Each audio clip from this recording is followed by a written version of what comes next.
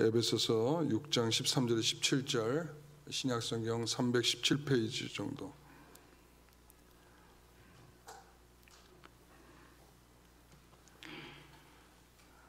봉독하겠습니다. 그러므로 하나님의 전신갑주를 취하라. 이는 악한 날에 너희가 능히 대적하고 모든 일을 행한 후에 서기 위함이라.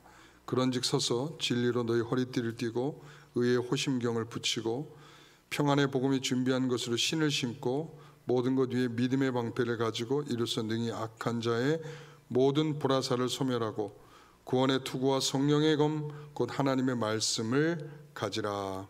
아멘.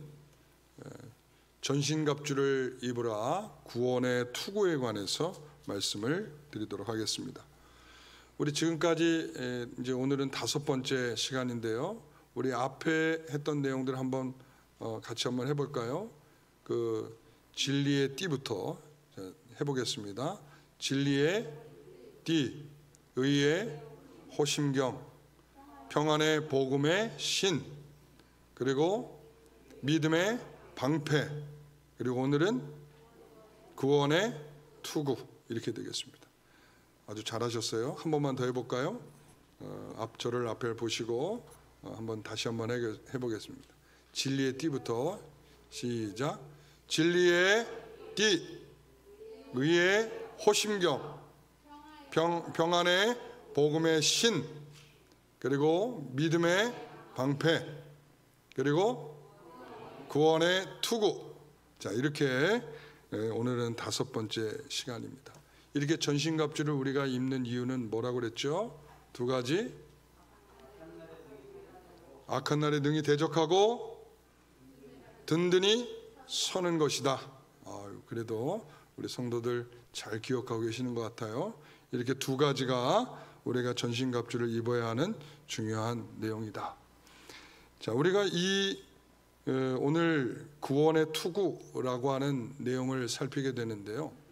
이 구원이라고 하는 것은 우리가 일반적으로 우리가 예수 그리스도를 믿고 구원을 받는다라고 하는, 예수가 우리를 위해서 죽으시고 우리를 대속해 주셔서 우리가 구원을 받는다라고 하는 그 구원이 시작하는 내용으로서의 구원이 있습니다. 그러니까 우리가 지금 어떻게 보면 아직까지 결말을 보고 있지 못하기 때문에 우리는 여전히 그 단계에 있다라고 말할 수 있어요. 우리는 예수가 우리를 위해서 죽으셨고 그것을 통해서 구원을 받은 그런 믿음을 갖고 있는 성도들. 그런데 이것이 결말이 되기까지 그 약속한 것이 완성이 될 때까지, 다시 말하면 예수 그리스도께서 우리 위해서 죽으시고 우리를 위해서 구원하신다라고 하는 그 내용이 실제적으로 우리가 죽거나 아니면 예수님께서 재림하셔서 그 예수님이 다시 오셔서 그날을 이루게 되었거나 했을 때 우리는 그 구원을 완성하게 되는 것입니다. 그래서 구원의 이 결말을 생각하면서 우리가 데살로니가전서는 아마도 이런 표현을 쓰고 있는 것 같아요. 5장 8절에 구원의 소망의 투구. 여기는 구원의 투구 이랬잖아요. 데살로니가전서 5장 8절에는 구원의 소망의 투구 이렇게 표현하고 있어요. 그러니까 한 단어가 더 들어갔죠. 소망이라는 단어가 더 들어갔죠. 왜 그런가 하면 이 구원이라고 하는 것은 나 예수 믿고 구원받게 됐어요 라고 하는 현재성도 있지만, 그게 시작된 구원의 모습이 있지만 그것으로 끝난 게 아니라 우리가 여전히 이 땅에 살아가서 마지막 죽기 직전까지의 삶 속에서 결과되었을 때, 완성되었을 때 우리가 그때 가서 우리가 이루어질 일을 뭐 하는 거예요? 소망하고 기다리는 것. 이래서 구원은 이렇게 2가지로 우리가 설명할 수가 있습니다. 그러면 왜 구원의 투구인가? 라고 말할 수 있겠죠. 왜 구원의 투구인가? 투구여야 하는가? 이 투구는 머리 주변에 라고 하는 뜻입니다. 머리 주변에. 투구라는 뜻은 머리 주변에. 이 로마 병사들이 이 투구를 다 쓰고 다녔어요. 왜 쓰고 다녔냐면 로마를 대적하는 이 대적들은 항상 이 손도끼를 이렇게 갖고 다녔답니다. 그래서 이 로마 병사들을 공격하기 위해서 그들의 머리를 공격하는 거죠. 그러니까 이 투구를 쓰고 있지 않으면 언제든지 이 손도끼로부터 공격을 받게 되기 때문에 굉장히 생명의 위협을 당하게 되는 것이죠. 순식간에 우리는 생명을 잃어버릴 수 있는 것이기 때문에 그것을 구원의 투구를 쓰고 그것을 단번에 죽는 일을 막는 것이죠. 이 가장 치명적인 것이 머리 아니겠습니까? 그리고 우리가 의의 호심경에서 어디하고 어디를 가리는 거죠? 심장과 배를 가리는 것이죠.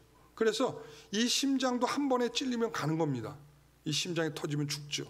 그리고 마찬가지로 배가 찔려서 창자가 쏟아져 나오면 그 역시도 죽게 되는 것이죠. 그러니까 가장 중요한 부위는 이 호심경으로 심장과 배를 가리고, 그리고 또한 이 구원의 투구를 써서 한 번에 당할 수 있는 위험을 방지하는 것입니다.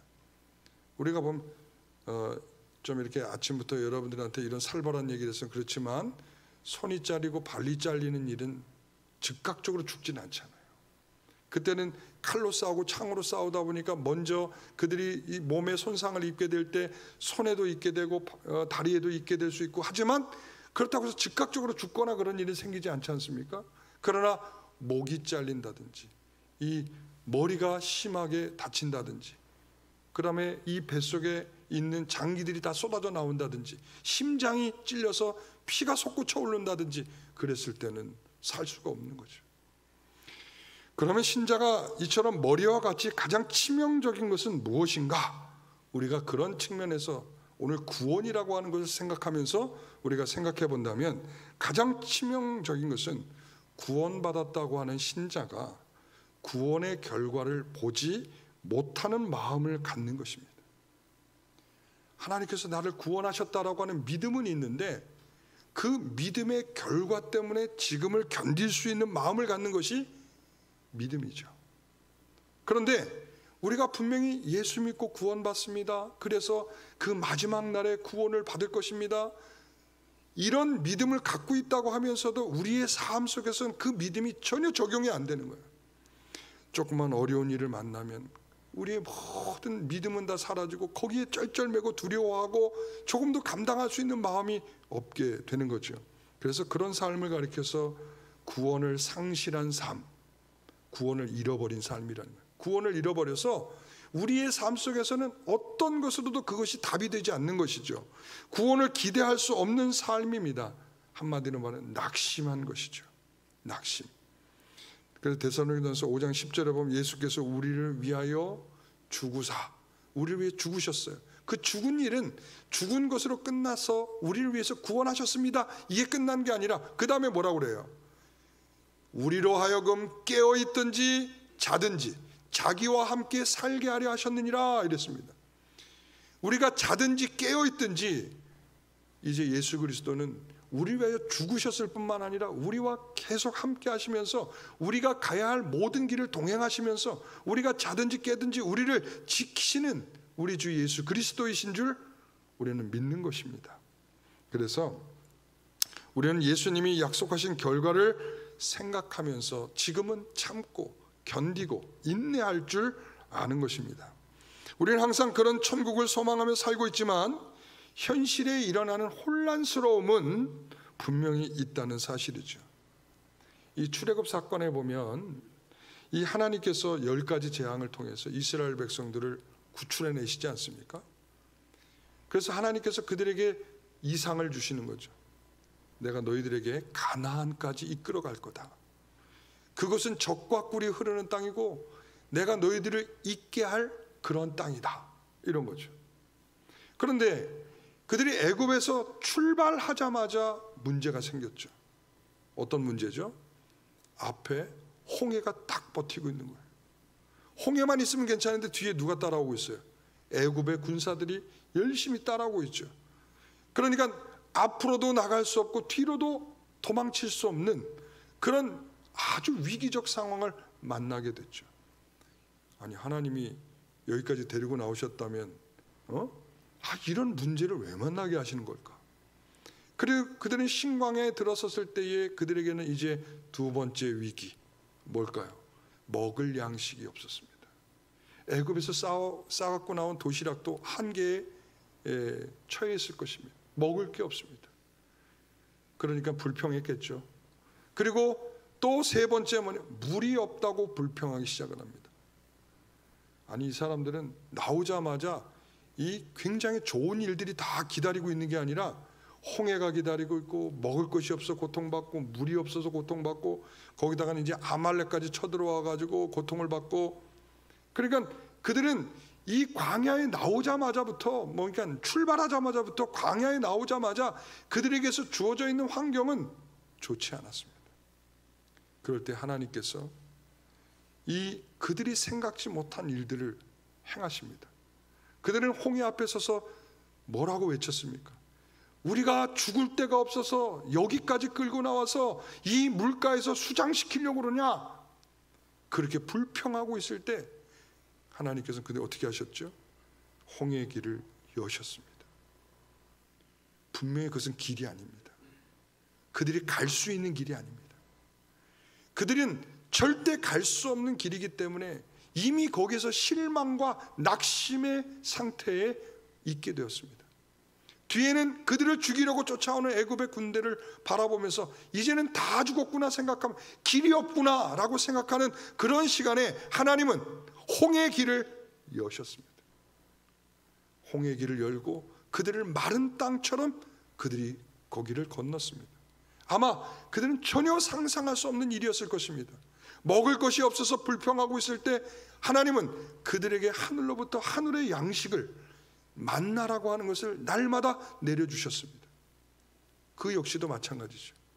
그들은 광야에서 먹을 것이 없었을 때 이젠 다 굶어 죽었구나 했을 겁니다. 왜? 농사 지을 곳이 있는 것도 아니고, 그리고 그곳에 나무가 울창하여 과실들이 주렁주렁 열려있는 그런 상황도 아니고, 그리고 강가가 있어서 물고기를 잡아먹을 수 있는 그런 상황도 아니고, 그들에게 주어져 있는 상황은 그들의 생각으로는 전혀 한 발자국 뗄 수 없는 그런 낙심의 상태가 연속되었을 것입니다. 여러분, 물을 마셔야 되는데 물이 없습니다. 고작 있는 건 쓴물이어서 누구도 그 물을 마실 수 없는 상태에 있었습니다. 그 쓴물을 단물로 만드시고, 그리고 이 반석을 쳐서 물을 내시며, 하나님이 그들에게 물이 없어 불평하는 그들에게 물을 내려주시는 것을 보게 됩니다. 아말렉이 쳐들어왔을 때에도 그들의 제지와 그들의 무기와 그들의 병술로 이긴 것이 아니라 하나님께서 손을 들고 기도하는 모세와 아론과 훌의 모습을 통하여 그 전쟁을 승리케 이끌어 가셨습니다. 다시 말하면 이 광야의 길에서 그들은 한순간도 자신들의 힘으로 버텨내고 있는 것이 아니라는 것이죠. 이 사건을 통해서 우리는 볼 수 있는 것은 그런 겁니다. 이스라엘 백성들은 그런 문제를 만나면 할 줄 아는 게 뭐밖에 없어요? 불평이죠. 참 신기해요. 한 번을 경험하면 두 번째는 하나님을 바라볼 만도 한데 안 바라봐요. 두 번을 경험하면 세 번째에서는 하나님을 기억하고 하나님이 주실 것을 생각할 만도 한데 안 해요. 어디에도 한번 이 백성들이 하나님을 의지하며 하나님께 기도하며 하나님께서 주시지 않겠나를 조금이라도 바라보는 태도를 본 적이 없어요. 하나님께서 가나안까지 가겠다라고 그들에게 약속을 주셨으면 하나님이 그들을 데리고 갈 거라는 소망의 끈이 놓쳐서는 안 되는데도 불구하고 그들의 삶 속에서는, 그들이 일어나는 어떤 일들 속에서는 그들이 감당할 수 없는 불가항력적인 일이라고 하는 것 앞에서는 그들은 철저히 소망은 사라지고 마는 것을 보게 됩니다. 그들은 구원의 투구를 쓰고 있지 않았습니다. 분명합니다. 애굽에서 먹던 고기 국물을 생각하고 부추, 마늘 이런 거를 먹고 싶다. 하나님이 주시는 만나는 지겨워서 못 먹겠다. 그리고 하나님이 약속해 주신 땅에 들어가라 할 때도 그들이 얼마나 강력한 사람들인데, 얼마나 키가 크고 얼마나 좋은 무기를 갖고 있는데 우리가 어떻게 들어가냐 이거죠. 하나님이 들어가라고 약속하신 그 일이 그들에게 주어져도 그들은 자꾸 어떻게 애굽으로 돌아갈 생각만 하고 있습니다. 하나님이 미래를 생각하라고 주신 적과 꿀이 흐르는 땅 가나안인 마음에 없고, 항상 그들에게 있어서는 상황에서 기억되는 것은 뭐냐면 애굽입니다. 애굽이 사라지지 않아요. 애굽은 멸망의 땅이요, 죽음의 땅이요, 그들을 사망케 할 땅인데, 그들은 여전히 그곳을 생각하며 그곳을 추억하며 그곳에 있었던 것으로 자기의 인생을 계속적으로 살고 싶어하는 마음이 그치지 않고 있는 것을 볼 수 있습니다. 아무리 하나님이 가나안이야, 아무리 젖과 꿀이 흐르는 땅이야, 하나님이 그곳을 약속하셨어 라고 하는 것을 아무리 이야기를 해도 그들의 마음속에서는 어디예요? 애굽. 신기하고 놀랍죠. 이게 구원의 은혜를 상실한 삶을 사는 것입니다. 구원이 우리의 삶이어야 되는데 진정으로 우리의 삶이 되지 않고 허상이죠. 우리는 구원받았다는 믿음을 갖고 있는 것이 허상일 수 있다는 것도 생각할 줄 알아야 돼요. 왜? 그것이 소망이 돼서 우리를 그곳까지 우리는 분명히 가고 있기 때문에 지금에 일어나는 이 일은 그 과정에 있는 일이야. 과정. 여러분, 과정에 있는 일은 무엇을 전제로 하고 있는 거예요? 결과로 가려고 전제하고 있는 과정인 거예요. 이것이 이 과정 속에서 우리가 견딜 수 없을 만큼의 위기를 만난다는 것이 굉장히 문제죠. 여러분, 안 그렇겠습니까? 그래서 여러분, 이 바울이 이런 표현을 쓰고 있어요. 고린도후서 4장 17절 18절 말씀 같이 읽어봅니다. 우리가 잠시 받는 환난에 경한 것이 지극히 크고 영원한 영광에 중한 것을 우리에게 이루게 함이니. 18절, 우리가 주목하는 것은 보이는 것이 아니요 보이지 않는 것이니 보이는 것은 잠깐이요 보이지 않는 것은 영원함이라. 사람들이 낙심한단 말이에요.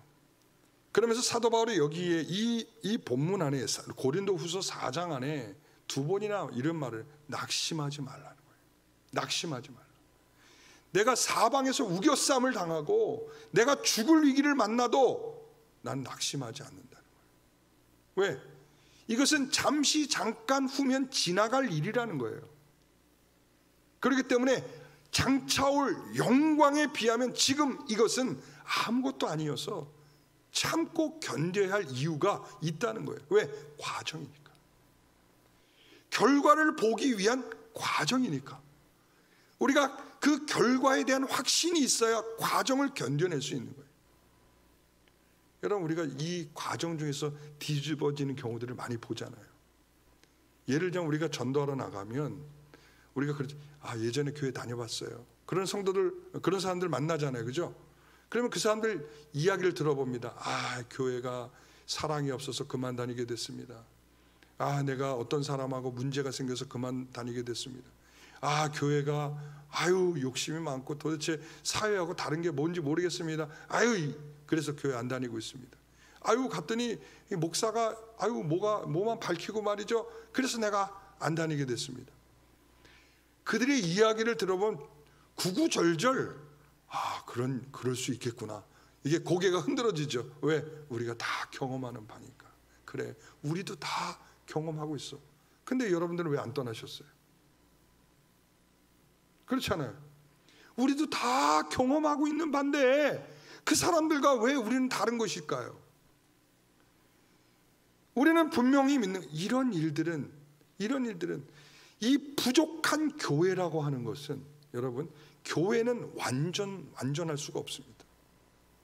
하나님이 나중에 만드실 그 영원한 그 우주적 교회는 완전한 교회이지만 이 지상의 교회는 불완전한 교회예요. 불완전한 교회에서는 사람들이 불완전성이 강력하게 나타나기 때문에 때로는 어떤 욕심들, 그리고 서로 다툼과 갈등들, 이런 것들이 일어나는 것이 교회란 말이에요. 그런데 왜 여러분들은 안 떠나셨어요? 하나님께서 우리에게 약속한 구원이 지금의 이 현실을 보다 더 확실하게 우리를 주장하고 있기 때문에 지금의 이 현실을 우리가 이것 때문에 그것을 포기할 수 없다는 거죠. 여러분 믿으십니까? 우리의 여러분 지금까지 우리가 신앙생활하면서 견뎌내신 이유가 뭐냐고 물어보면 하나님께서 약속하신 그것이 있기 때문에 지금 견디고 있는 것입니다. 이 이스라엘 백성들을 말한다면 하나님이 우리에게 가나안을 약속하셨기 때문에 지금의 이 배고픔, 지금의 이 부족함, 지금의 이 추위, 지금의 이 불안, 두려움, 그리고 집도 없이 절도 없이 이렇게 떠돌아다니는 이 생활들, 나그네 같은 이 인생들, 이 모든 것들을 견뎌낼 수 있다는 것이죠. 사랑하는 성도 여러분, 오늘 우리 믿는 신자는 이런 위기에서 신자로 사는 것을 멈춘단 말이죠. 여러분, 그래서 그러한 성도들을 보면서 참 안타까운데, 이것이 바로 로마 군인이 그 적들에 의해서 이 뭐가 벗겨진 채로, 이 투구가 벗겨진 채로 손도끼로 당하면 어떻게 되겠어요? 죽든지 아니면 여러분 식물인간이 돼서 눈은 깜빡깜빡 떴다가도 감아도, 그렇죠? 감각이 없으니까 상대방에서 이게 반응이 되지 못하는 거예요. 어떤 것에도 반응이 되지 않는 것이죠. 이런 치명적인 손상을 입고 신앙생활을 멈춘 성도는 눈을 뜨고 있어도 감각을 하지 못하는 거예요. 교회에는 나와 있어도 어떤 일에도 그 구원의 기쁨과 영광스러움에 참여할 수 없게 되는 것이죠. 그러다 보니까 눈에 들어오는 것은 이런 것들이에요.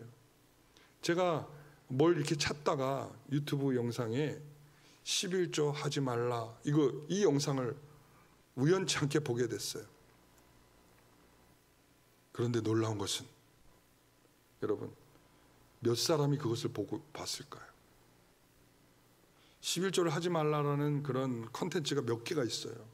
그 중에 1등에 속한 그것이 있는데, 그 영상이 있는데, 그 영상을 몇 사람 정도가 봤을까요?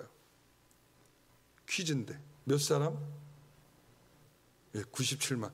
아이고, 장로님 일부 예배 들으셨어요? 97만 명이 봤대요. 제가 지금까지 본 기독교 콘텐츠 중에 가장 조회수가 많아요.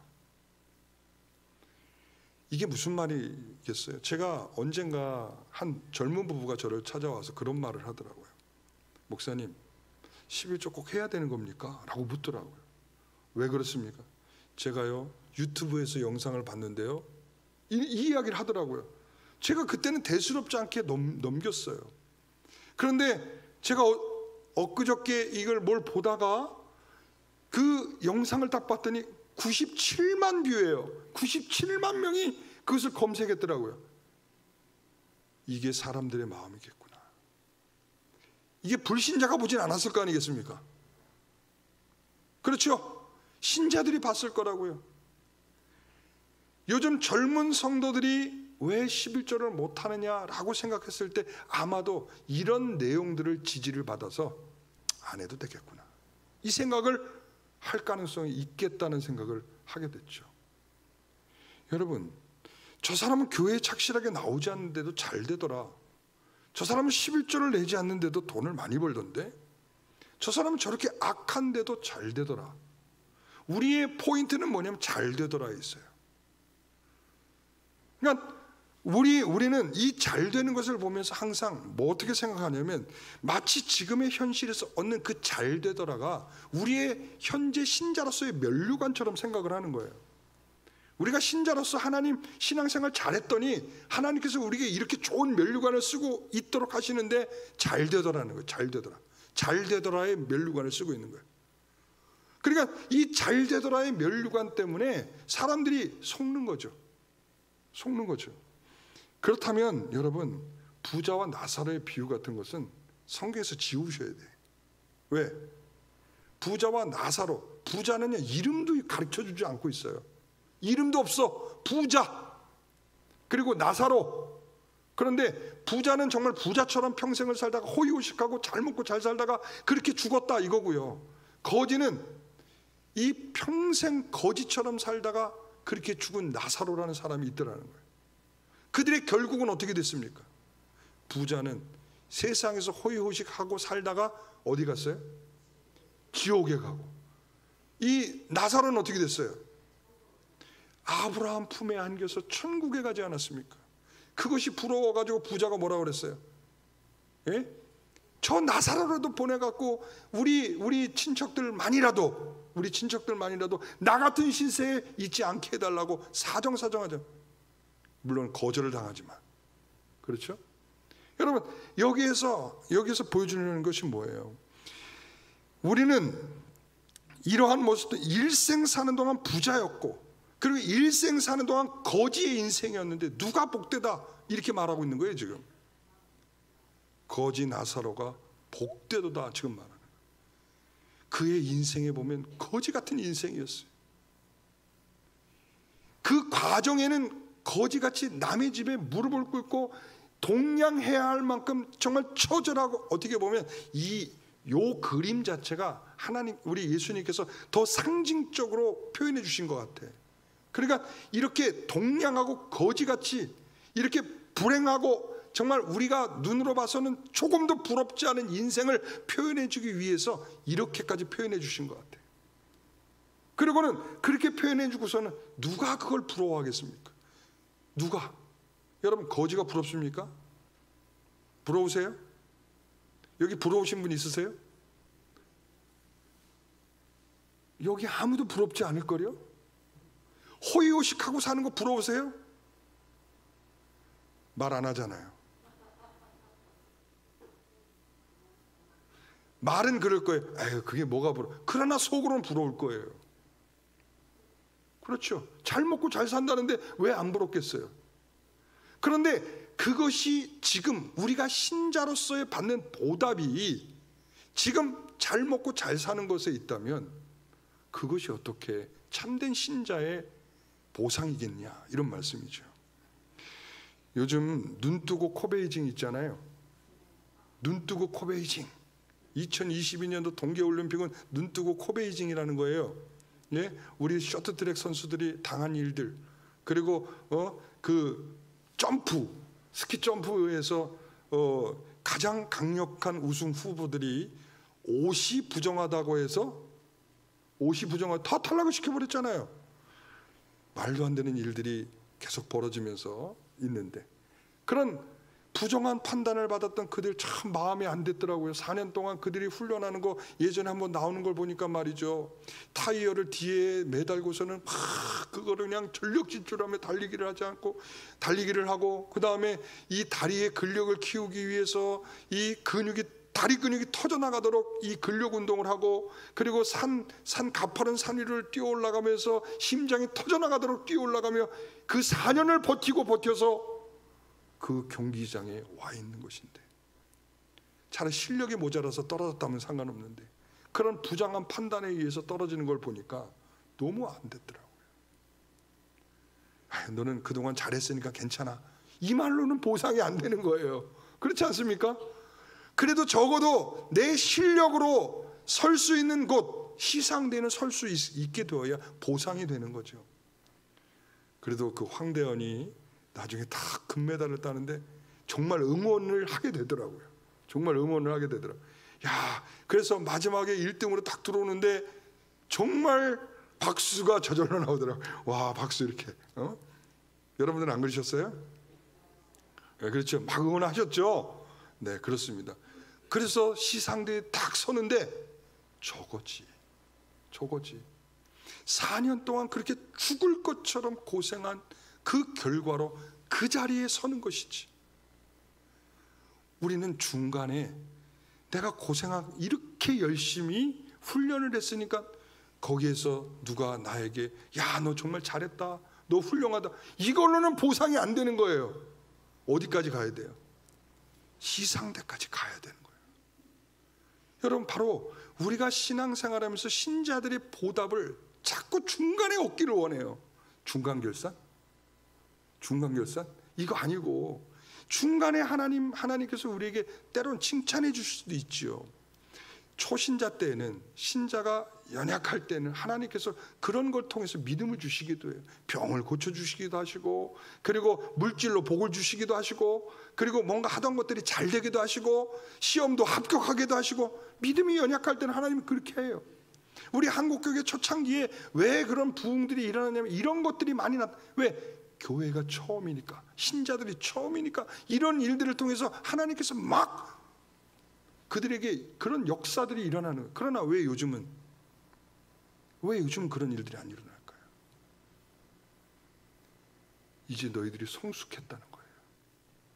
교회가 성숙했고 이제 성도들도 성숙했다는 거예요. 이제 무언가를 그런 답을 통해서 하나님이 복이다 여기는 그런 수준이 아니고, 이제는 하나님께서 우리를 과정 중에 있는 것이니 끝까지 그것에 대한 결과를 보고 참고 인내하고 견디고 나아가는 성숙한 신자들이라 라고 하는 것을 말씀하고 있는 거예요.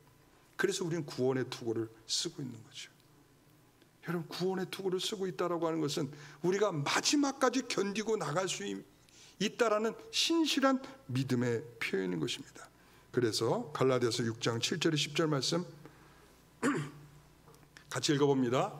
스스로 속이지 말라. 하나님은 업신여김을 받지 아니하시나니 사람이 무엇으로 심든지 그대로 거두리라. 자기의 육체를 위하여 심는 자는 육체로부터 썩어질 것을 거두고 성령을 위하여 심는 자는 성령으로부터 영생을 거두리라. 우리가 선을 행하되 낙심하지 말지니 포기하지 아니하면 때가 이름에 거두리라. 그러므로 우리는 기회 있는 대로 모든 이에게 착한 일을 하되 더욱 믿음의 가정들에게 할지니라. 여러분, 그래서 우리는 육체로 심는 자는 육체로, 성령으로 심는 자는 성령으로. 그러니까 지금 우리가 지금 이 과정 중에 성령으로이냐 아니면 육체로이냐 이거예요. 우리가 자꾸 성령으로 심으면서도 하나님 우리에게 이것을 주셔야 우리가 믿음에 대한 보상이죠. 우리가 예수 잘 믿었으니까 우리에게 이렇게 복을 주셔야죠. 우리가 예수를 믿었으니까 우리가 아파트 사게 해주셔야죠. 우리가 이렇게 예수를 잘 믿었으니까, 이렇게 봉사했으니까 대출금 다 갚게 해주셔야죠. 우린 자꾸 이런 방식으로 계산을 하려고 그런단 말이죠. 우리 성령으로 심었으면 성령으로 결과가 오기를 기대하십시오. 제가 그래서 이런 극단적인 예를 드는 거예요. 여러분, 돈을 거두기 원하는 사람은 돈을 벌러 가셔야 됩니다. 주일에도 열심히 일하십시오. 열심히 일하십시오. 돈을 벌기를, 돈으로 하나님께 보상을 요구하신다면 돈 벌러 가십시오. 그리고 우리 자녀가 좋은 대학 가기를 원하시는 분은 주일날 교회 보내지 마십시오. 공부하러 도서관 보내십시오. 독서실 보내십시오. 그게 맞죠? 그 아이가 교회에 오면 그만큼 손해 봅니다. 여러분, 주일 직장 문 닫고 사업체 문 닫고 오면 여러분 그만큼 손해 보는 겁니다. 그만큼 손해 볼 각오가 되니까 문을 닫고 오는 거고, 그만큼 손해 볼 각오가 됐으니까 그 시간에 공부를 멈추는 것입니다. 심는 대로 거두는 것입니다. 우리가 공부를 잘해서 좋은 데에 들어가면 하나님께 영광 받을 것이니까 야, 너 지금은 공부해. 하나님 그런 식으로 영광 받으시는 분이 아니에요. 야, 지금 열심히 돈을 벌어서 내가 나중에 돈 많이 벌면, 지금은 주일날 교회는 못 나오지만 나중에 돈 많이 벌어서 그것을 통해서 하나님께 영광 돌리면 되지. 하나님 그런 방식으로 받기를 원하시는 분이 아니에요. 우리 자녀가 성적은 떨어져도 하나님을 알며 하나님을 경외하게 되는 것을 깊이 깨닫게 되는 것이 성령으로 심는 것입니다. 그리고 우리 자녀가 주님을 향해 한 걸음 더 나아간 것을 기뻐하십시오. 우리는 그것을 선택하는 것입니다. 육체로 심으면 육체로 거두는 것입니다. 성령으로 심으면 성령으로 거두는 것입니다. 이것을 혼동하면 안 되는 것입니다. 여러분, 그래서 낙심하지 마십시오. 그래서 여러분들에게 말씀드려요. 우리가 성령으로 심었을 때 육체로 거두지 못하는 것에 대해서 낙심하지 마십시오. 우리는 뭘 거둬요? 성령으로 거둘 것입니다. 하나님이 큰 은혜로 거두실 것입니다. 그리고 세상이 맛보지 못하는 즐거움과 기쁨으로, 감사로 하나님께서 여러분들을 보상하실 것입니다. 우리는 그것이 우리에게 있기에 이제 영원한 그의 나라를 생각하며 오늘을 견뎌낼 수 있는 마음을 가진 구원의 투구를 쓴 참된 성도들인 줄 믿습니다. 그 마음으로 함께 나아갑시다. 기도하겠습니다. 그것이 구원의 투구이며 그것이 우리가 낙심하지 않고 끝까지 하나님이 약속하신 그의 나라를 바라보며 가는 것인 줄 믿습니다. 이스라엘 백성들이 광야길을 걸으며 불평과 또한 애굽만을 생각하며 되돌아가고 싶었던 마음으로 충만해졌던 것처럼 우리의 인생이 그렇게 되어 있지 않은지, 그런 육신의 것에 취하여 영원한 것을 잃어버리고 있지는 않은지, 그리고 하나님의 영원한 소망이 우리의 이 세상의 삶 속에서의 위기 때문에 멈춰져 있지는 않은지 이 시간 나를 돌아보게 하여 주옵소서.